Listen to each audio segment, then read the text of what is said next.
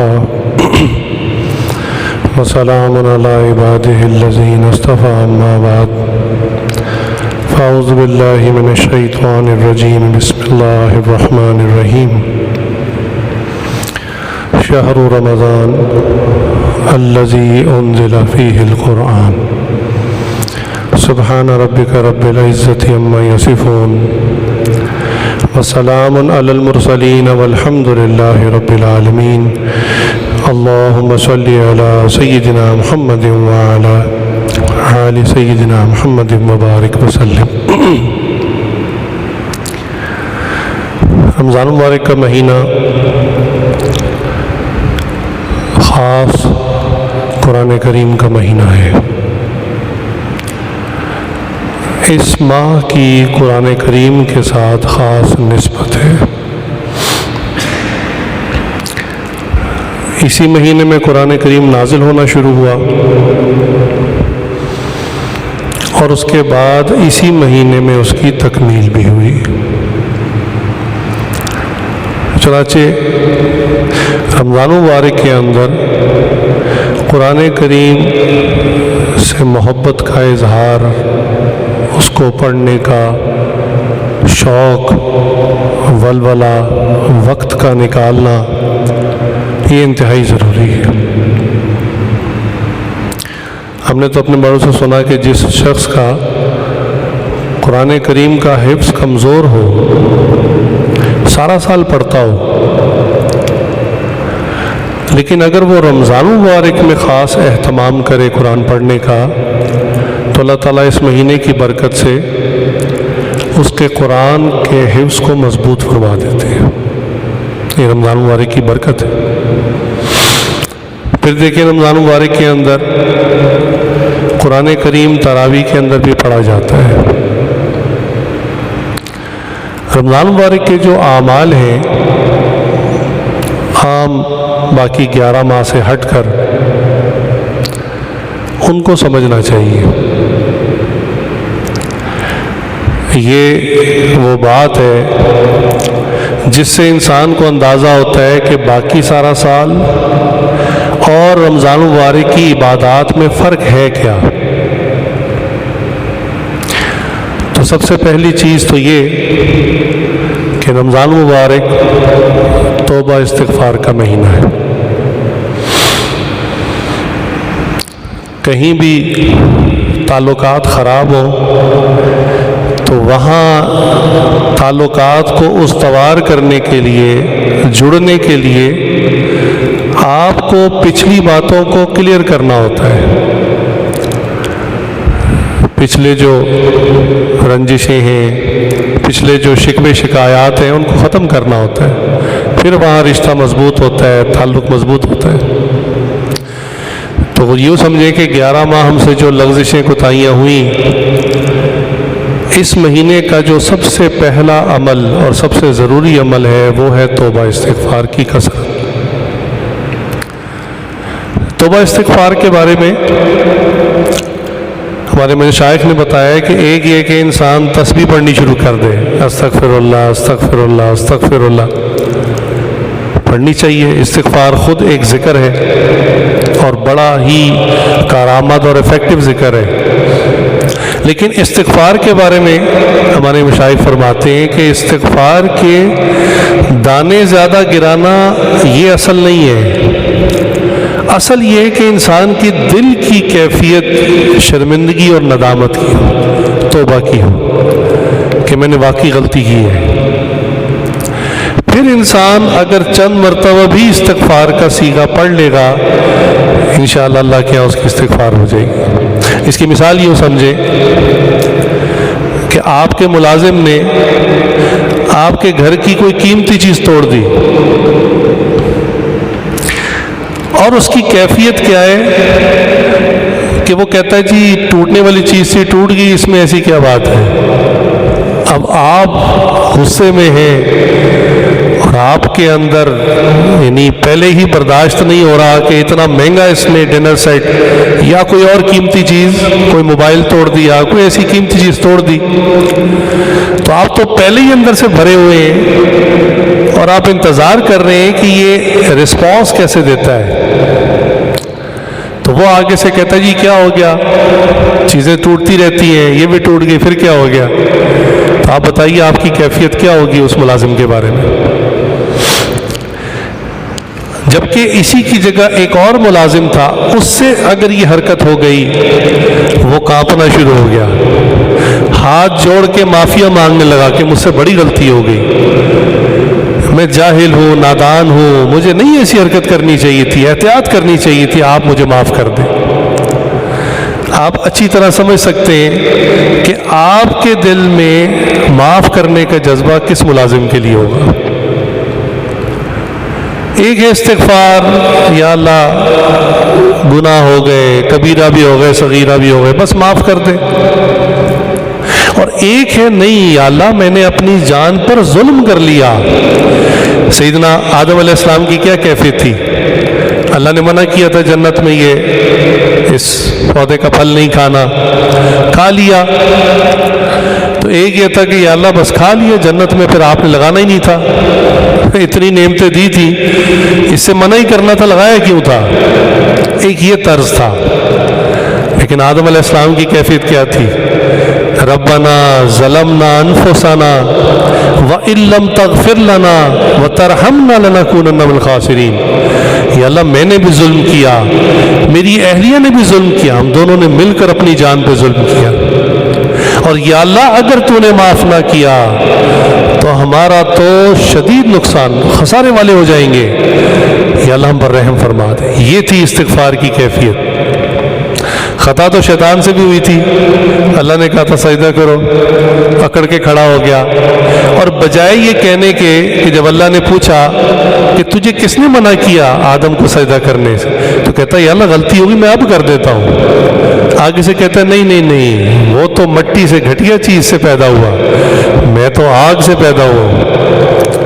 اب یہ وہی دو ملازموں والی مثال آپ ذہن میں لائیں.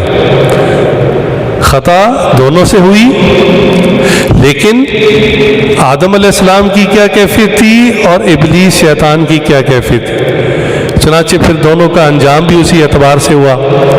آدم علیہ السلام کو اللہ نے دنیا میں بھیجا اور فرمایا آپ اور آپ کی اولاد واپس جنت میں آئیں گے, یہ ایک آزمائش ہے دنیا.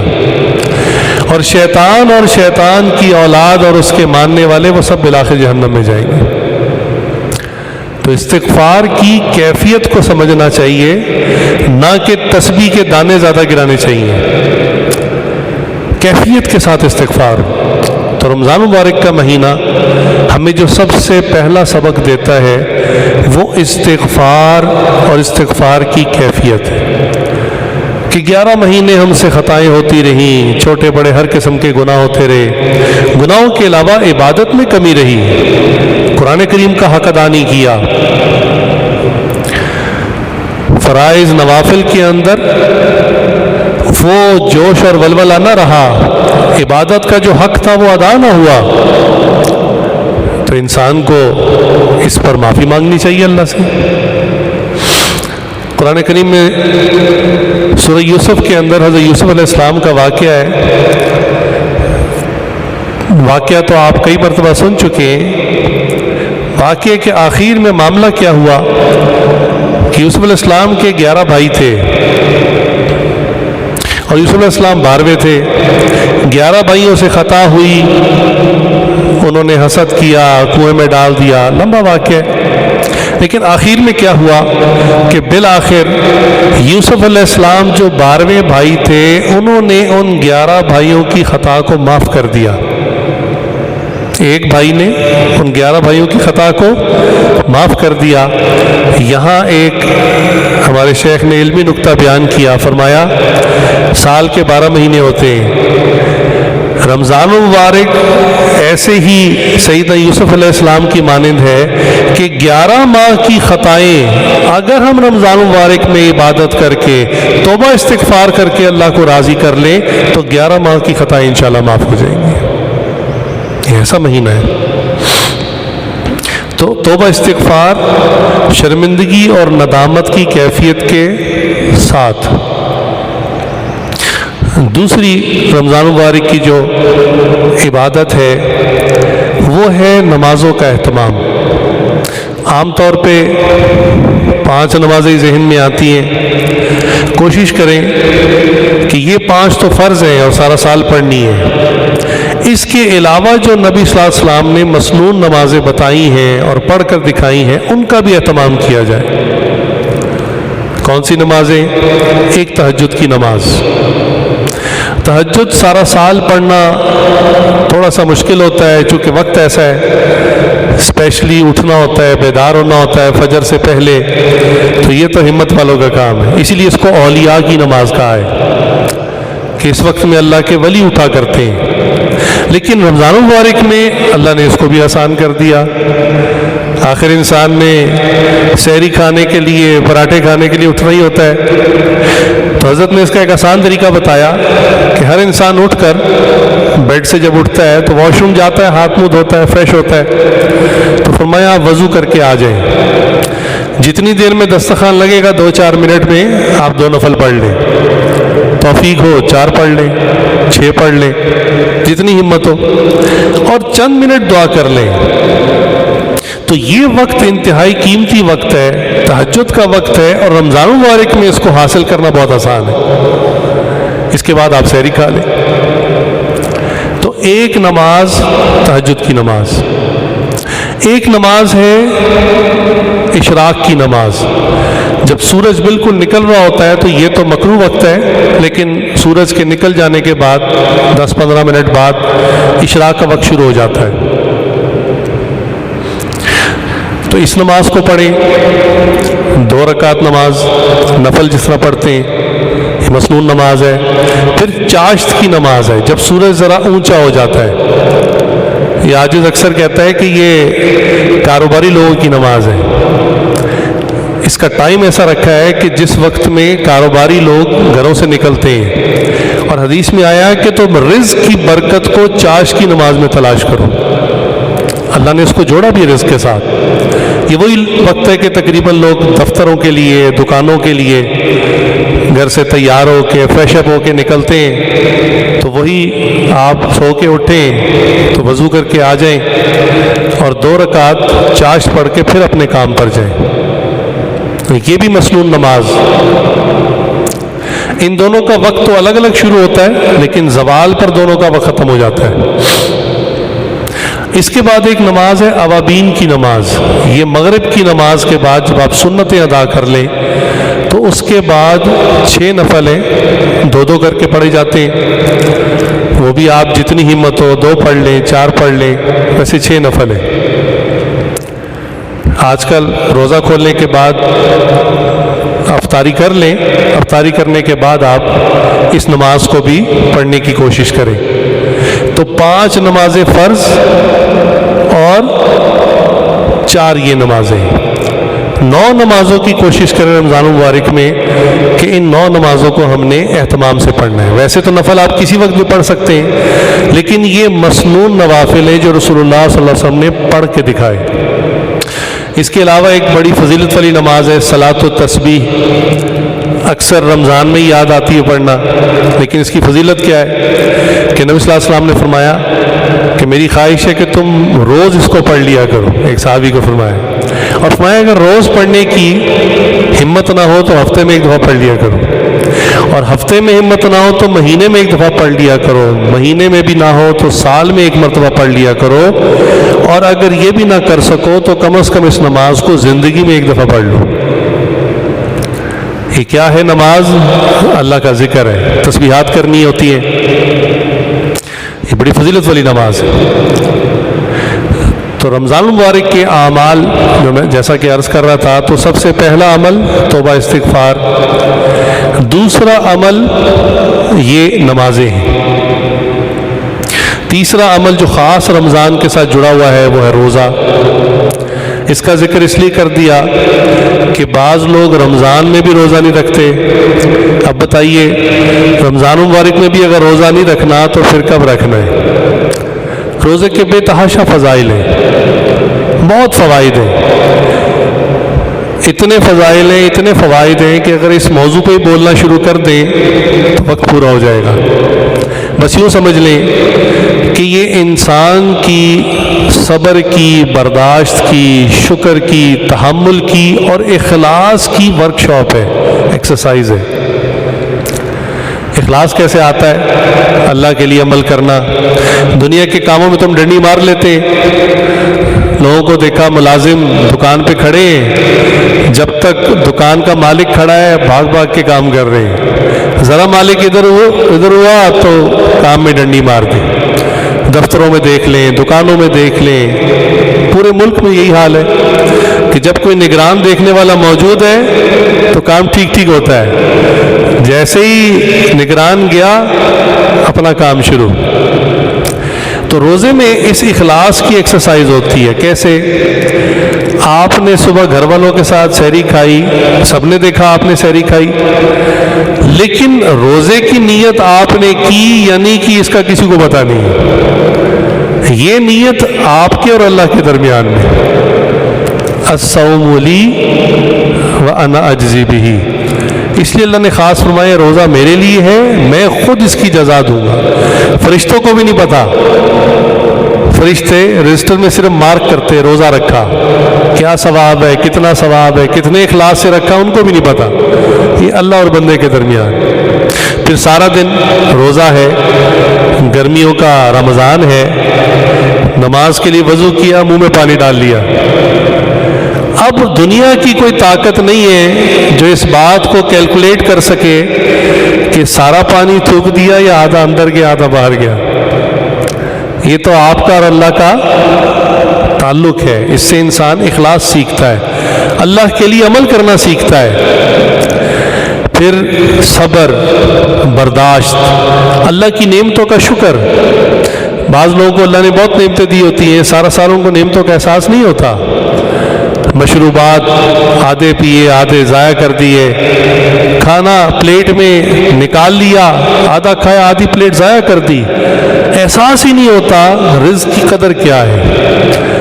اور اب روزے میں جب لگتی ہے بھوک تو پتہ چلتا ہے کہ روٹی کے ایک ٹکڑے کی کیا قیمت ہوتی ہے، پانی کے ایک گھونٹ کی کیا ویلیو ہوتی ہے، یہ سمجھ میں آ جاتی ہے بات۔ تو اللہ تعالیٰ نے اس سچویشن میں سے گزارا تاکہ انسان کو پتہ چلے کہ اللہ نے انسان کو کتنی نعمتیں عطا فرمائی۔ پھر دوسروں کا احساس، انسان سرسری سا احساس تو کرتا ہے کہ ہاں غریب لوگوں کا خیال رکھنا چاہیے، لیکن جب انسان کو بھوک پیاس لگتی ہے اپنے پیٹ میں تو وہ سوچتا ہے کہ میں نے تو سحری میں بہت نعمتیں کھائی اور باقی کا غصہ میں افطاری میں نکال لوں گا، لیکن وہ لوگ جن کے پاس نہ سحری میں کچھ تھا نہ افطاری میں کچھ ہوگا، پانی سے روزہ رکھیں گے، پانی سے کھولیں گے، ان بہن بھائیوں کا کیا حال ہوگا؟ انسان سوچتا ہے۔ تو اللہ تعالیٰ نے یہ احساس دلانے کے لیے معاشرے کے طور پر ہمیں ریئلائزیشن کروانے کے لیے روزے کی نعمت عطا فرمائی۔ اس کے بہت فائدے ہیں، صبر کرنا آتا ہے، برداشت کرنی آتی ہے۔ اللہ تعالیٰ کے مخلوقات میں سے ایک مخلوق ہے اونٹ۔ قرآن کریم میں اس کا ذکر اللہ نے فرمایا، اس کی طرف دیکھو ہم نے اس کو کیسے ڈیزائن کیا، کیسے بنایا ہے۔ اس کی ایک صفت ہے کہ صحرائی جانور ہے، 8 دن تک بغیر کچھ کھائے پیے مالک کا حکم پورا کرتا رہتا ہے۔ سامان لادا ہوا ہے اور مالک ریگستان میں اس کو چلا رہا ہے۔ اب ریگستان کی گرمی مشہور ہے، آپ جانتے ہیں، اوپر سے سورج نیچے سے ریت تپ جاتی ہے، تو درمیان میں جو چیز ہوتی ہے نا وہ سینڈوچ ہو جاتی ہے ہیٹ میں، نیچے سے بھی ہیٹ آ رہی ہوتی ہے اوپر سے بھی۔ اتنی شدید گرمی میں بھی 8 دن تک بغیر کچھ کھائے پیے مالک کا حکم نہیں موڑتا، چلتا رہتا ہے چپ چاپ۔ اللہ تعالیٰ فرماتے ہیں اس کو دیکھو، سبق حاصل کرو۔ وہ 8 دن تک بھوک پیاس برداشت کرتا ہے، تمہاری حکم عدولی نہیں کرتا، تم بھی میرے غلام ہو، تم 8-10 گھنٹے بھی بغیر کھائے پیے بغیر میرے حکموں کو پورا نہیں کر سکتے۔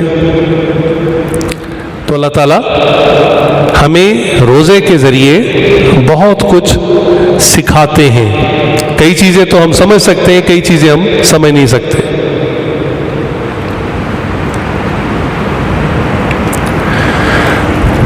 لہٰذا رمضان مبارک کی دو خاص عبادتیں ہیں جو باقی سارا سال میں نہیں ہیں، ایک روزہ اور ایک نماز تراویح۔ حیرت ہے کہ تراویح تو ایسی ایک عبادت ہے جس کے لیے قرآن حدیث کی طرف دلائل دیکھنے کی ضرورت ہی نہیں، عقل سے سمجھ میں آ جاتی ہے۔ بھئی آپ نے اگر تراویح نہیں پڑھنی رمضان میں تو پھر عبادت کیا کرنی ہے؟ 5 نمازیں سارا سال پڑھتے ہیں، تہجد، اشراق، چاشت، توابین سارا سال پڑھ سکتے ہیں، تو رمضان کی خاص عبادت کیا ہوئی؟ اللہ نے جو فضائل فرمائے کہ دن کا روزہ اور رات کا قیام بڑی فضیلت والی چیز ہے رمضان کی، تو رات کو کون سا قیام آپ نے کرنا ہے؟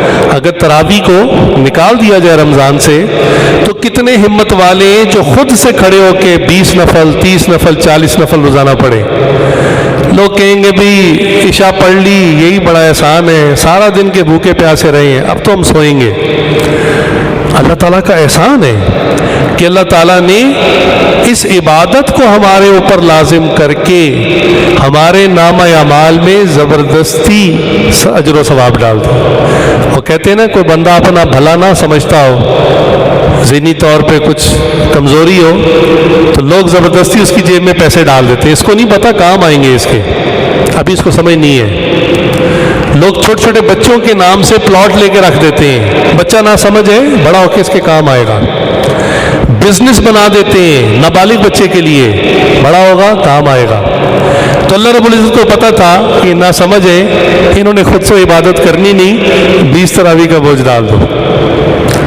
اور دلائل تو بہت موجود ہیں، تاہم اس میں ایک اختلافی مسئلہ جو آج کے زمانے میں زیادہ زور پکڑ گیا وہ ہے 20 رکعت یا 8 رکعت۔ نفس تراویح سے اختلاف کسی کا نہیں، یہ یاد رکھیں، تراویح ہے یا نہیں ہے اس پہ کسی کا اختلاف نہیں، رکعات کتنی ہے اس پہ لوگ اختلاف کرتے ہیں۔ اکثر اختلاف بھی وہ لوگ کرتے ہیں جن بیچاروں کو عربی زبان بھی نہیں آتی، اردو کی حدیثیں پڑھ پڑھ کے اختلاف کرتے ہیں علماء کے ساتھ۔ اچھا، اس میں دلائل تو بے تحاشا ہیں، میں مختصر بات کو سمیٹنے کی کوشش کرتا ہوں۔ دیکھیں، ہمارا عقیدہ ہے کہ رسول اللہ صلی اللہ علیہ وسلم سے جنہوں نے براہ راست دین سیکھا اور صحیح سمجھا وہ صحابہ کرام رضوان اللہ علیہم اجمعین، ان سے زیادہ بڑھ کر کوئی دین کو سمجھنے والا نہیں۔ پھر صحابہ کی بڑی جماعت تھی، کچھ اس میں سے وہ تھے جو عالم نہیں تھے، دیہات کے رہنے والے بدو لوگ تھے، بس وہ بات سنتے تھے، عمل کرتے تھے۔ جبکہ بعض اس میں عالم کے درجے کے تھے اور بعض صحابہ مفتی کے درجے کے تھے۔ خاص طور سے یہ جو بڑے حضرات ہیں، حضرت ابو بکر رضی اللہ عنہ، حضرت عمر رضی اللہ عنہ، حضرت عثمان غنی رضی اللہ عنہ، حضرت علی رضی اللہ عنہ، ان کے علاوہ بھی پھر نیچے کافی نام ہیں، لیکن ان کی یہ خاص اہمیت ہے کہ یہ ہر وقت رسول اللہ صلی اللہ علیہ وسلم کے ساتھ سفر میں بھی اور حضر میں بھی ہر وقت ساتھ رہے۔ اب عمر رضی اللہ عنہ نے اپنے زمانے میں دیکھا کہ چونکہ مقصد ہی رمضان میں عبادت تھا تو کوئی صحابی 40 رکعتیں پڑھ رہا ہے، کوئی 30 پڑھ رہا ہے، کوئی کتنی پڑھ رہا ہے، تو عمر رضی اللہ عنہ کو فکر ہوا کہ بعد والی امت تو اختلاف میں پڑ جائے گی کہ رکعتیں اصل ہیں کتنی۔ اس زمانے میں تمام وہ لوگ موجود تھے جو احادیث کو اور رسول اللہ صلی اللہ علیہ وسلم کے مزاج کو سمجھنے والے تھے، لہٰذا عمر رضی اللہ عنہ نے سب کو اکٹھا کیا اور سب کو اکٹھا کر کے اس مسئلے پر اجماع کر لیا کہ تراویح تو ثابت ہے، اس کی رکعات کتنی ہونی چاہیے۔ تو تمام احادیث کا اور تمام صحابہ کی روایات لے کر 20 کے اوپر کنسنسس کر لیا، اتفاق رائے کر لی۔ اب یہ بیچارے اردو دان اعتراض کرنے والے عمر رضی اللہ کو بھی نہیں بخشتے، کہتے یہ تو عمر رضی اللہ کی بدعت تھی، استغفر اللہ۔ چلیں اس دلیل کا بھی جواب لے لیتے ہیں۔ عمر رضی اللہ کا وصال ہو گیا، حضرت عثمان رضی اللہ کا زمانہ آ گیا۔ عثمان رضی اللہ کو پہلے رمضان اعلان کرنا چاہیے تھا کہ استغفر اللہ، نعوذ باللہ، عمر رضی اللہ سے خطا ہوئی یا ان کی شخصیت میں بہت روب تھا، ہماری جرأت نہیں تھی کہ ہم حق بات کہہ سکیں، لہٰذا آج سے اس رمضان سے 8 تراویح شروع کہنا چاہیے تھا، نہیں کہا۔ کتنی پڑی؟ 20۔ علی رضی اللہ کا زمانہ آ گیا، ان کو اعلان کرنا چاہیے تھا کہ پہلے دونوں حضرات سے خطا ہوئی، تراویح تو 8 ہے، 8 پڑھنی چاہیے. کتنی پڑھی؟ 20. پھر جتنے صحابہ آئے تواتر سے سب 20 رکعات پڑھتے رہے، جماعت سے پڑھاتے رہے. خلفائے راشدین آ گئے جو بڑے بڑے ائمہ ہیں، امام ابو حنیفہ رحمۃ اللہ علیہ، امام احمد بن حنبل رحمۃ اللہ علیہ، امام شافعی، امام مالک، سب نے 20 رکعت پڑھائی. آج تک حرمین شریفین کے اندر 20 رکعت پڑھائی جا رہی ہے. وہ جن عربوں کی طرف ہمیں بار بار دھکیلتے ہیں نا کہ ان کی طرح رفع دین کرو، ان کی طرح دین کو سیکھو، یہ عرب ہے، اہل زبان ہے، ان کو دین کا پتہ ہے، تو رمضان المبارک میں پھر وہ ادھر ادھر بھاگتے ہیں. ہم کہتے ہیں بھائی ان کی طرح 20 رکعت بھی تو پڑھو. آپ اندازہ کریں اس سال کرونا وائرس کا مسئلہ ہے اور حرمین بھی انہوں نے بند کیا ہوا ہے، تقریباً بند ہے، عوام الناس کے لیے چند محدود لوگ ہیں. تو اس وقت میں اتنے کرائسس کے حالات میں وہاں وہ 10 رکعت تراویح پڑھ رہے ہیں جو میرے معلومات میں آئی. وہاں کے علماء بتائیں گے انہوں نے کس چیز پر اجتہاد کیا. خیال یہ ہے کہ انہوں نے رخصت پر عمل کیا، جیسے سفر میں نماز آدھی ہو جاتی ہے تو اس وقت وبا کی وجہ سے انہوں نے رخصت پہ عمل کیا، آدھی تراویح کر دی. تو 20 رکعت کی آدھی 8 نہیں ہوتی 10 ہوتی ہے، وہ 10 پڑھ رہے ہیں اس وقت. ہمیں بار بار بخاری شریف کی طرف اشارے کرتے ہیں اردو پڑھنے والے. تو بہرحال یہ تو علمی بحث ہے، بے تحاشا اس میں دلائل ہیں. اتنی بات یہ ہے عوام الناس کے سمجھنے کے لیے کہ تراویح کے نفس تراویح میں کوئی اختلاف نہیں ہے. رکعات میں جو آج کل چند سال سے اختلاف اٹھایا جا رہا ہے یہ بھی کوئی اختلاف نہیں. امت 20 رکعات پڑھتی آئی ہے اور پڑھتی رہے گی. اور اگلا عمل اعتکاف ہے. اعتکاف کے بہت اعمال ہیں. اصل نیت اعتکاف کی یہ ہے کہ انسان لیلۃ القدر جو ایک فضیلت والی رات ہے اس کو تلاش کرے اور یکسوئی میں اپنا تعلق اللہ سے دوبارہ جوڑ لے. اور آخری عمل جو ہے وہ لیلۃ الجائزہ ہے، یعنی آخری وہ رات جب رمضان المبارک ختم ہو جاتا ہے، چاند نظر آ جاتا ہے جس کو عموماً چاند رات بھی کہتے ہیں. تو یہ رات بڑی فضیلت والی رات ہے اور اس رات اللہ تعالیٰ پورے رمضان کی انسان نے جو عبادت محنت کی ہوتی ہے، گرمی کے روزے رکھے ہوتے ہیں، راتوں کو تراویحیں پڑھی ہوتی ہیں، تقوی اختیار کیا ہوتا ہے، اللہ تعالیٰ اس کا اجر و ثواب عطا فرماتے ہیں. لیکن عموماً اس رات میں غفلت ہو جاتی ہے اور انسان عید کی تیاریوں میں لگا ہوتا ہے. کوشش کرنی چاہیے کہ اس رات میں بھی کچھ نہ کچھ انسان کچھ دیر عبادت کر لے تاکہ اس لیلۃ الجائزہ کا بھی اس کو اجر و ثواب مل جائے. اللہ تعالیٰ سے دعا ہے اللہ تعالیٰ ہم سب کو رمضان مبارک کے اعمال بھرپور طریقے سے کرنے کی توفیق عطا فرمائے. وآخر دعوانا ان الحمد للہ رب العالمین.